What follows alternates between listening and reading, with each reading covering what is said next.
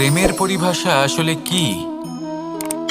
ভিন্ন ভিন্ন ধরনের ব্যক্তি, ভিন্ন ভিন্ন ধরনের প্রেমী, আলোচক বিভিন্ন ধরনের পরিভাষা প্রদান করেন এই প্রেম নিয়ে। কিন্তু প্রত্যেকের মনেই কখনো কখনো এই প্রশ্ন এসেছে, এই ভালোবাসা আসলে কি? নিজের প্রিয়তমকে জয় করাই কি প্রেম? চার হাত এক হয়ে যাবার নামই কি প্রেম? নিজের আবেগ ব্যক্ত করাই কি ভালোবাসা? না, প্রেমের অর্থ কাউকে লাভ করা নয়, বরং তার মাঝে বিলীন হয়ে যাওয়া। যদি কারোর হাত ধরে থাকি, তাহলে আজীবন তার সাথে পথ চলা হলো প্রেম। প্রেম শুধুমাত্র সেটা নয় যা প্রেমী আর প্রেমিকার কেশদামে মালা বেঁধে দেয়। মাতা পিতার জন্য দিনরাত পরিশ্রম করা, নিজের পরিবারের জন্য দিনরাত পরিশ্রম করা, সেটাও প্রেম। নিজের বন্ধুদের জন্য, আপনজনের জন্য সবকিছু উজাড় করে দেওয়ার নাম হলো ভালোবাসা। নিজের মাতৃভূমির জন্য সাহসের সাথে লড়াই করা এবং আনন্দে নিজের জীবন ত্যাগ করে দেওয়াও কিন্তু প্রেমের নামান্তর। সেই জন্য যারা বুদ্ধিমান ব্যক্তি, তারা কখনো প্রেমের পরিভাষা খুঁজতে চান না, কারণ তারা জানেন যে এই প্রেম কতটা বিশাল। তারা জানেন যে এই প্রেম হলো এক বিশাল সাগর, যাকে নিজের মুঠোয় ধরে রাখা যায় না। সেই জন্য এই প্রেমের সাগরে ডুবে যান এবং সকলকে ভালোবাসতে শিখুন। যদি সবাইকে ভালোবাসতে পারেন, তাহলে তাদেরও কল্যাণ হবে যারা আপনাকে ভালোবাসে, তাদেরও কল্যাণ হবে যাদেরকে আপনি ভালোবাসেন, আর আপনারও কল্যাণ হবে। আর তখন এই মন ভালোবেসে বলবে, রাধা রাধা। এই সংসারের সব থেকে গুরুত্বপূর্ণ তত্ত্ব কোনটা? প্রথম হলো সময়। জন্ম থেকে মৃত্যু পর্যন্ত এই যে সময়, এটাই তো হলো জীবন। দ্বিতীয় হলো জীবন, যাতে আমরা সময়ের সদ্ব্যবহার করি, শ্রেষ্ঠ থেকে শ্রেষ্ঠতর কাজ করার চেষ্টা করি, বহু বছরের এই পরম্পরা, এই সংস্কৃতিকে এগিয়ে নিয়ে যাওয়ার চেষ্টা করি, এই সংসারে আমরা অংশগ্রহণ করতে চেষ্টা করি। তৃতীয় হলো ধন, সেই ধন যা প্রত্যেক ব্যক্তি অর্জন করতে চেষ্টা করেন। এবার এই তিনটি তত্ত্বের মধ্যে একটা সামঞ্জস্য আছে, সমান ব্যাপার আছে। সে ধনই হোক বা সময় হোক বা হোক জীবন। আর সেই সমান ব্যাপার হলো যে যদি আপনি এটা গণনা করতে থাকেন, তাহলে তা কমতে থাকে। যদি আপনি এটা ব্যবহার করেন, তাহলে তা বাড়তে থাকে। একে সংগঠিত করে রাখতে চেষ্টা করলে এ হাত থেকে ফসকে যায়। কিন্তু যদি আপনি একে সামলে রাখতে শিখে যান, তাহলে এমন কাজ করবেন যাতে সংসারের সাথে সাথে পরবর্তী প্রজন্ম লাভবান হবে। যদি কিছু শিখতে চান, তাহলে সামলাতে শিখুন, গণনা করা বা সংগঠিত করা নয়। আসুন আর আমার সাথে ভালোবেসে বলুন, রাধা রাধা। প্রত্যেক প্রাণী ভালোভাবে জীবন যাপন করতে চান, এটা তাদের স্বভাবে আছে এবং ভাবাটা অনুচিত নয়। কিন্তু একটা ভালো জীবনের গুরুত্বপূর্ণ অংশ কোনটা? বসবাসের স্থান, সেই স্থান যেখানে আমরা জীবন অতিবাহিত করি। এবার মানুষ ভাবতে পারেন যে একটা ভালো বাসস্থানের অর্থ কি? সেই স্থান যেখানে সহজে জল পাওয়া যায়, যেখানে শুদ্ধ বায়ু পাওয়া যায়, যেখানে আনাজ উৎপন্ন হয়। এটা জীবনযাপনের জন্য পর্যাপ্ত বটে, কিন্তু ভালো জীবনযাপনের জন্য আরও একটা কথা আপনাকে বুঝতে হবে। সাধু, জ্ঞানী, পণ্ডিত ব্যক্তি, এই সকল মহাপুরুষ, এনাদের যে বাসস্থান তা অত্যন্ত বিশেষ হয়। এখানে এক ধরনের বিশেষ ইতিবাচক শক্তি থাকে, এমন একটা স্থান যেখানে দেবতারাও বিচরণ করেন। জীবন আমরা সবাই যাপন করি, কিন্তু জীবনের উদ্দেশ্য শুধুমাত্র জীবন যাপন করা নয়। জীবনের উদ্দেশ্য হলো মুক্তি লাভ করা। আর এই সকল সাধু, জ্ঞানী, পণ্ডিত ব্যক্তি, এই সকল মহাপুরুষ আপনাকে মুক্তির পথে নিয়ে যেতে পারেন। কারণ এরা হলেন সেই মহাপুরুষ যারা নিজেদের অন্তরের বিকার, অহংকার, ক্রোধ, বিদ্বেষ, এই সকল দোষগুলিকে ত্যাগ করেছেন, এদের ওপর বিজয় লাভ করেছেন। এমনই একজন ব্যক্তি আপনাকে মুক্তির পথে নিয়ে যেতে পারে। প্রয়োজন হলো শুধুই এনাদের চিনতে পারা, এদের কথা বুঝতে পারা এবং এদের দেখানো পথে চলা। যদি আপনি এটা করতে পারেন, তাহলে এই মন প্রফুল্ল হয়ে বলবে, রাধা রাধা। সমস্ত মানুষের জীবন কিছুটা সমান হয়। মানুষ জন্মগ্রহণ করে, তারপর চলতে শেখে, জীবনে এগিয়ে চলে, বার্ধক্য লাভ করে, তারপর সমাপ্ত হয়ে যায়। কিন্তু সেই ব্যক্তিরা কারা যারা প্রকৃত অর্থে মনুষ্য জীবন যাপন করেন? এনারা হলেন সেই ব্যক্তি যারা পড়ে গেলেও আবার উঠে দাঁড়ানোর চেষ্টা করেন, নিজের ভেঙে পড়া অস্তিত্বকে আগলে নিয়ে আবার একটা আকার দেওয়ার চেষ্টা করেন, ভগ্ন আশাকে আবার একটা নতুন দিশা দেন। অসফল হওয়ার পরেও থামেন না, আবার এগোতে থাকেন। অসফল হওয়ার পরে যদি আপনি থেমে যান তাহলে সাফল্য আপনার সামনে অপেক্ষা করে, কিন্তু আপনি তা দেখতে পান না। তাই জীবনের সংঘর্ষে অংশগ্রহণ করতে শিখুন, জীবনের সংঘর্ষ থেকে পালাবেন না। আসুন আমার সাথে ভালোবেসে বলুন, রাধা রাধা। এই বৃহৎ বৃক্ষকে দেখুন, অত্যন্ত শক্তিশালী বৃক্ষ। এটা সবারই প্রিয়, তা সে ছোট হোক বা বড়, বৃদ্ধ হোক বা জোয়ান, সবাই ভালোবাসে এই বৃক্ষকে। আর সত্যি বলতে এই বৃক্ষ সবাইকে সেবা করে, সবাইকে ফল দান করে, সবাইকে ছায়া প্রদান করে। দূর থেকে দেখে মনে হয় এর কোনো পরিচর্যার প্রয়োজনই নেই, কিন্তু একজন কুশল মালী এইভাবে ভাবেন না। তিনি সময় অন্তরে খুব খুঁটিয়ে এই গাছ নিরীক্ষণ করেন, দেখতে থাকেন। যদি কোনো এমন শাখা থাকে যা রোগগ্রস্ত, তাহলে সেটা কেটে আলাদা করে দেন। যদি এমন কোনো শাখা থাকে যা মৃত, তাহলে সেটা আলাদা করে দেন। আর এইভাবে উপযুক্ত দেখাশোনা করার কারণেই এই বৃক্ষ এইভাবে সুস্থ হয়ে থাকে, সতেজ হয়ে থাকে, সবার সেবা করতে থাকে। আপনাকেও নিজের সাথে সেটাই করতে হবে। নিজের জন্য আপনাকে একজন কুশল মালী হয়ে উঠতে হবে, রক্ষা করতে হবে নিজের শরীরের, নিজের মনের। আপনার শরীর যদি রোগগ্রস্ত হয়ে পড়ে, তাহলে ওষুধ গ্রহণ করতে হবে। যদি এই মন কোনো এক কারণে বিচলিত হয়ে পড়ে, তাহলে তার থেকে নিজেকে মুক্ত করতে হবে। আপনি যদি নিজের যত্ন নেন, তবেই এই বৃক্ষের মতো হতে পারবেন, সেই বৃক্ষ যে সবারই প্রিয়, সবাইকেই সেবা করে। আসুন আমার সাথে ভালোবেসে বলুন, রাধা রাধা। কেউ বলে জীবন খুব ক্ষণস্থায়ী, কেউ বলে জীবন হলো একটা সুন্দর স্বপ্নের মতো, আবার কেউ বলবে জীবন হলো এক কঠোর সত্য। কিন্তু জীবন আসলে কি? জীবন হলো আপনারই প্রতিবিম্ব, একটা দর্পণ। অর্থাৎ আপনি জীবনকে সেইভাবেই পাবেন যেরকম আপনি নিজেকে প্রতিপন্ন করবেন। যদি আপনি দর্পণের দিকে তাকিয়ে হাসেন, তাহলে আপনি সামনে হাসিমুখী দেখতে পাবেন। এবার যদি আপনি গম্ভীর হয়ে থাকেন, তাহলে আপনি একজন রুষ্ট ব্যক্তি দেখতে পাবেন। শেষে সব থেকে বেশি গুরুত্বপূর্ণ হলো আপনার চেষ্টা। আপনাকে সবসময় চেষ্টা করতে হবে যাতে আপনি নিজেকে প্রসন্ন এবং ইতিবাচক মনোভাবে রাখেন। এটা হলো আপনারই উত্তরদায়িত্ব, তাকে পালন করুন। এই মনকে প্রসন্ন রাখুন, এই সংসারকে সুন্দর বলে মনে হবে। আর এই মন প্রসন্ন হয়ে বলবে, রাধা রাধা। ঘৃণা, প্রেম, রেগে যাওয়া, মান ভাঙানো, ভুলে যাওয়া, এই সকল অনুভূতি মানুষের জীবনে অত্যন্ত গুরুত্বপূর্ণ। মানুষের এই অনুভূতিগুলো না থাকলে মানুষ একটা যন্ত্রের থেকে বেশি আর কিচ্ছু না। কিন্তু এই অনুভূতি আপনি ভুল দিকে চালিত করলে এরাও আপনাকে আর মানুষের মতো বাঁচতে দেবে না। যদি ঘৃণার কথা বলেন, যদি আপনি কোনো ব্যক্তিকে ঘৃণা করেন, সেটা কেন? ব্যক্তিকে ঘৃণা করবেন কেন? ঘৃণা করুন তার স্বভাবগুলিকে, সেই স্বভাবগুলিকে যা সেই ব্যক্তিকে অপ্রিয় করে তুলছে। কারণ স্বভাব পাল্টানো যায়। সেইভাবেই রাগ করুন, কিন্তু তাদের কথায়, তাদের ওপরে নয়। কারণ কথা বদলে দেওয়া সম্ভব। ভুলতে হলে ভুলুন তাদের ত্রুটি, তাদের নয়। কারণ ভুল অবশ্যই শুধরে নেওয়া যায়। প্রেম করুন, তবে তাদের আত্মার সাথে, তাদের অনুভূতির সাথে, শরীরের সাথে নয়। কারণ শরীর হলো নশ্বর। বলুন, কিন্তু খারাপ ভাবে নয়, ভালোবেসে। রাধা রাধা। আমরা সকলে শক্তি অনুভব করতে চাই। এবার যদি আপনাকে জিজ্ঞেস করা হয় যে সব থেকে বেশি শক্তির অনুভব কোথা থেকে করা সম্ভব, তখন কেউ কেউ বলবেন পুষ্টিকর আহার গ্রহণ করলে, ব্যায়াম করলে, কেউ বলবেন ধন লাভ করলে, বন্ধুদের থেকে, পরিবারের থেকে, আদি ইত্যাদি। এইভাবে আপনি শক্তির অনুভব অবশ্যই করতে পারেন, কিন্তু সব থেকে বেশি শক্তির অনুভব যদি আপনি করতে চান, তাহলে তা পাবেন শুধু একতার দ্বারা, সংগঠনের দ্বারা।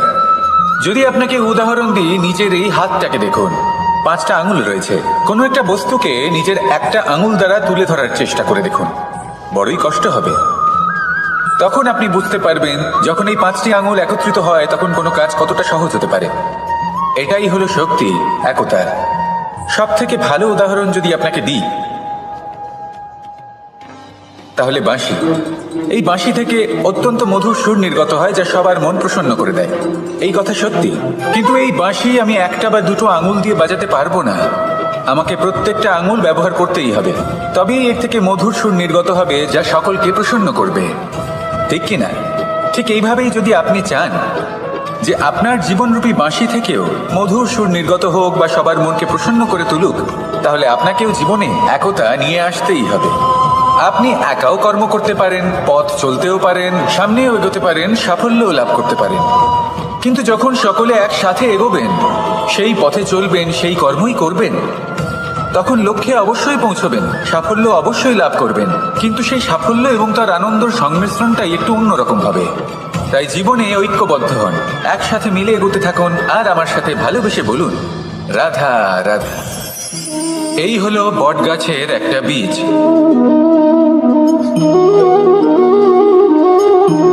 চলুন এটা রোপণ করা যাক, একটু জল দেওয়া যাক। এবার করতে পারেনি, তাই অসফল হওয়ার সাথে সাথে কুখ্যাতিরও ভাগিদার হয়ে যায় সে। দ্বিতীয় পথ হল পরিবর্তন। যদি আপনি সেই পর্বত ভাঙার পরিবর্তে তাতে সোপান তৈরি করেন, তাহলে আপনিও সেই পর্বতে উঠতে পারবেন, অন্য কেউও তাতে উঠতে পারবে, আগামী প্রজন্ম তাতে উঠতে পারবে, আর সেই আগামী প্রজন্ম সর্বদা আপনার সুনাম করবে। তাই জীবনে প্রতিশোধ নয়, পরিবর্তন বাছুন। বদলা নয়, বদল বেছে নিন। আপনার বাধা আপনার বন্ধু হয়ে যাবে। রাধা রাধা। এই সংসারের সব থেকে গুরুত্বপূর্ণ তত্ত্ব কোনটা? প্রথম হলো সময়। জন্ম থেকে মৃত্যু পর্যন্ত এই যে সময়, এটাই তো হলো জীবন। দ্বিতীয় হলো জীবন, যাতে আমরা সময়ের সদ্ব্যবহার করি, শ্রেষ্ঠ থেকে শ্রেষ্ঠতর কাজ করার চেষ্টা করি, বহু বছরের এই পরম্পরা, এই সংস্কৃতিকে এগিয়ে নিয়ে যাওয়ার চেষ্টা করি, এই সংসারে আমরা অংশগ্রহণ করতে চেষ্টা করি। তৃতীয় হলো ধন, সেই ধন যা প্রত্যেক ব্যক্তি অর্জন করতে চেষ্টা করেন। এবার এই তিনটি তত্ত্বের মধ্যে একটা সামঞ্জস্য আছে, সমান ব্যাপার আছে, সে ধনই হোক বা সময় হোক বা হোক জীবন। আর সেই সমান ব্যাপার হলো যে যদি আপনি এটা গণনা করতে থাকেন তাহলে তা কমতে থাকে, যদি আপনি এটা ব্যবহার করেন তাহলে তা বাড়তে থাকে। একে সংগঠিত করে রাখতে চেষ্টা করলে এ হাত থেকে ফসকে যায়, কিন্তু যদি আপনি একে সামলে রাখতে শিখে যান তাহলে এমন কাজ করবেন যাতে সংসারের সাথে সাথে পরবর্তী প্রজন্ম লাভবান হবে। যদি কিছু শিখতে চান তাহলে সামলাতে শিখুন, গণনা করা বা সংগঠিত করা নয়। আসুন আর আমার সাথে ভালোবেসে বলুন, রাধা রাধা। মানুষ, এই শব্দের সূচনা হয় মন থেকে, আর সেই জন্যই হয়তো আমাদের এই মন এতটা গুরুত্বপূর্ণ। এবারে দেখুন না, আমাদের মনই সবকিছু চালনা করে। মনই সেই যে কল্পনা করে, মনই সেই যা কল্পনাকে বাস্তবে পরিণত করার জন্য পরিশ্রম করতে আমাদের প্রেরণা যোগায়। মনই সেই যা লোভের জালে জড়িয়ে পড়ে। মনই সেই যা অভিমানের পর্দা দিয়ে ঢেকে যায়। আর এই মনই সেই যা আপনাকে বিনাশের দিকে টেনে নিয়ে যেতে পারে। কিন্তু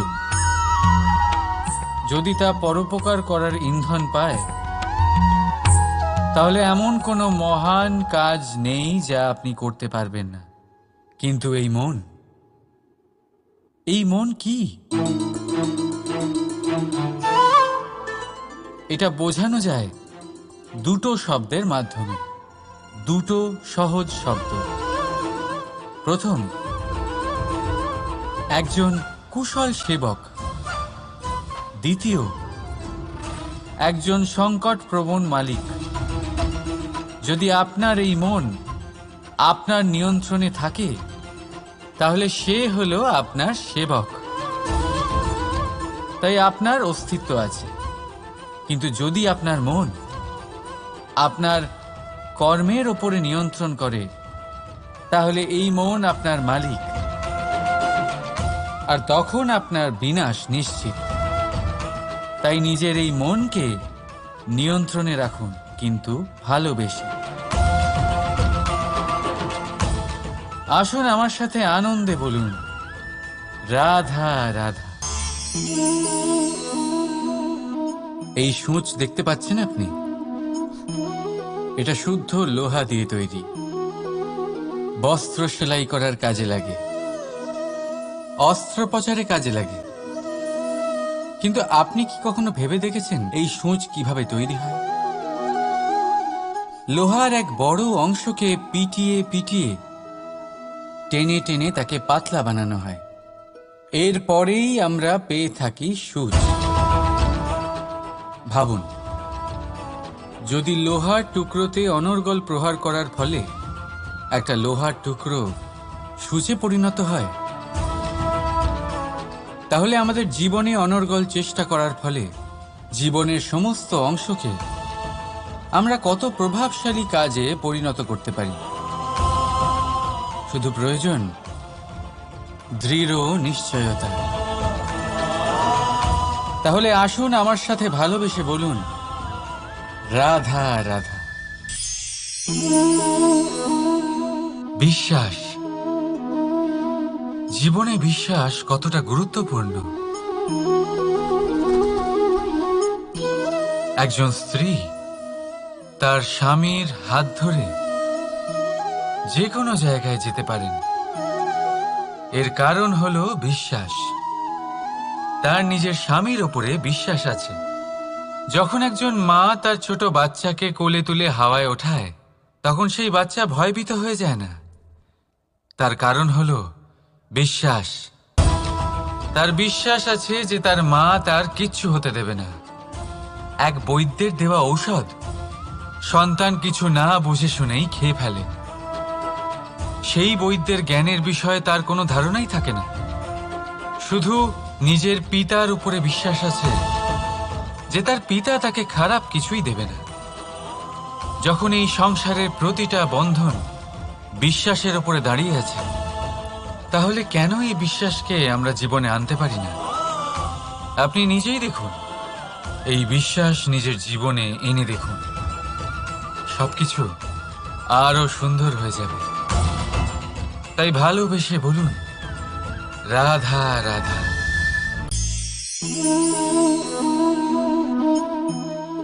অহংকার,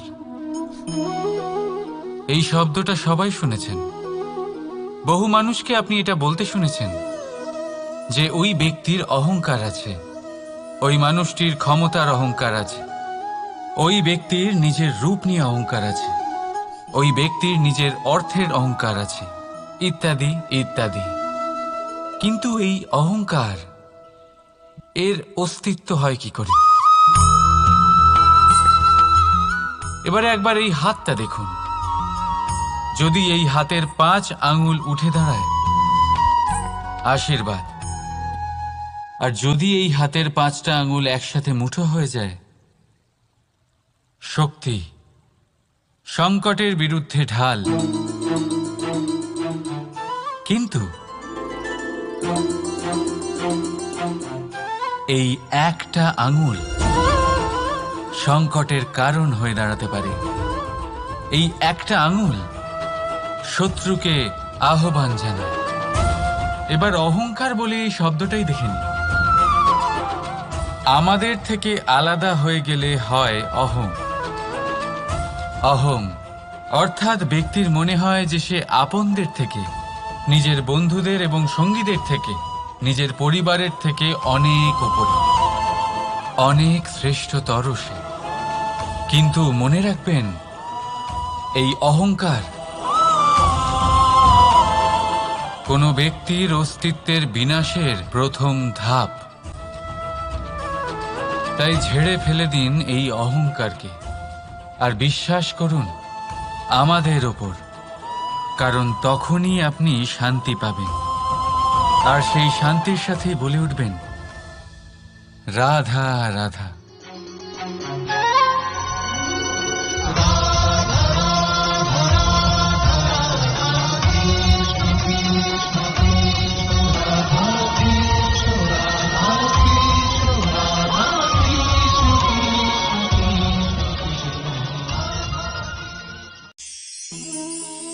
জীবনে আপনি এরকম মানুষও দেখবেন যারা এটা বলে, ভাবে, নিজেকেও বলে যে উনি সেই এমন ব্যক্তি যার মতো আমি হতে চাই।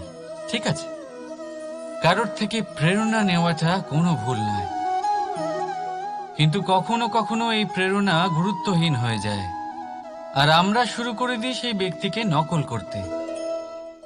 এখানেই থেমে যায় আমাদের উন্নতি।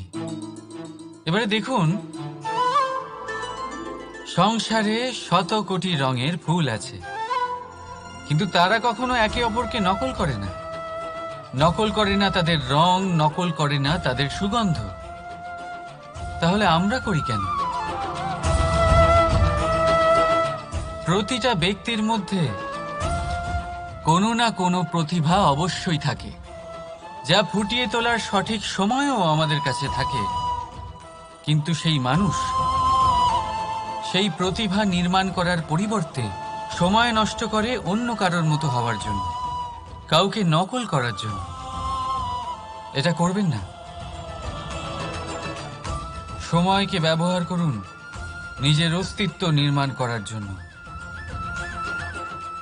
কারণ কারোর ছায়া হওয়ার থেকে ভালো আপনি কারোর জন্য প্রেরণা হয়ে উঠুন। রাধা রাধা। আমরা সকলে পাথুরে রাস্তা এড়িয়ে চলি, কারণ এই পথের পাথর আমাদের যাত্রা আরো কঠিন করে তোলে, আমাদের পা আহত করে দেয়। কিন্তু একটা গুরুত্বপূর্ণ কথা আমরা ভুলেই যাই, এই কঠিন পথই না শুধু আমাদেরকে নিজেদের দুর্বলতার সাথে পরিচয় করায়, বরং আমাদের শক্ত হওয়ার প্রেরণাও দিতে থাকে। সময়ের সাথে ঠিক এমনটাই হতে থাকে। সবাই ভালো সময়ের অপেক্ষা করতে থাকেন, ভালো সময়ের জন্য পরিশ্রম করেন, তার জন্যই চিন্তা করেন, কিন্তু ভুলে যান যে ভালো সময় বহুবার আমাদের বিবেক নষ্ট করে দেয়। সেখানেই খারাপ সময় আমাদের বুদ্ধিকে